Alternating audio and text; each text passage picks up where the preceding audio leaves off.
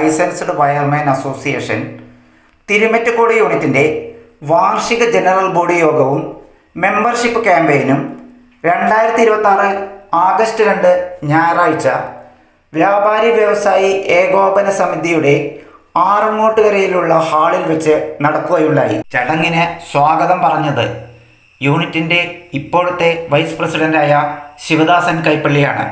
ചടങ്ങിന് അധ്യക്ഷത വഹിച്ചത് യൂണിറ്റിൻ്റെ ഇപ്പോഴത്തെ പ്രസിഡന്റായ ശ്രീനിവാസനാണ്. ഇപ്പോഴത്തെ സെക്രട്ടറി ശ്രീവത്സൻ യൂണിറ്റിൻ്റെ പ്രവർത്തനങ്ങളെക്കുറിച്ച് വിവരിച്ചു. മുഖ്യാതിഥിയായി വന്ന ജില്ലയിലെ പ്രസിഡന്റ് അപ്പുണ്ണിയേട്ടൻ യൂണിറ്റ് നടപ്പാക്കുന്ന പുതിയ പദ്ധതികളെക്കുറിച്ച് വിവരിച്ചു. യൂണിറ്റിൻ്റെ ചുമതല കൂടിയുള്ള ജില്ലാ ജോയിന്റ് സെക്രട്ടറി രാമനാഥൻ യൂണിറ്റിൻ്റെ പോരായ്മകളെയും ഭാവി പ്രവർത്തനങ്ങളെയും കുറിച്ച് സംസാരിച്ചു. തുടർന്ന് ജില്ലയിലെ IT കോർഡിനേറ്ററായ ശങ്കരനാരായണൻ യൂണിറ്റിന് ആശംസയർപ്പിച്ചു.